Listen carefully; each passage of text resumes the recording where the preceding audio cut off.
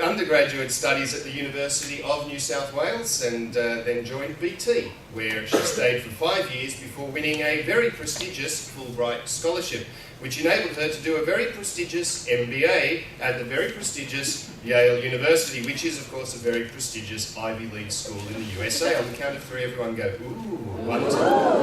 Or we'll do it before 3. Whenever 3. That's all right.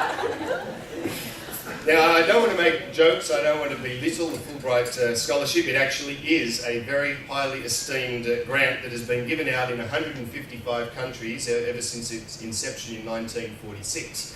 To win a Fulbright, you actually have to be fully bright, and 40 Fulbright scholars have won Nobel Prizes. So I think it's fair to say that Deanne has been a little bit of a disappointment on that.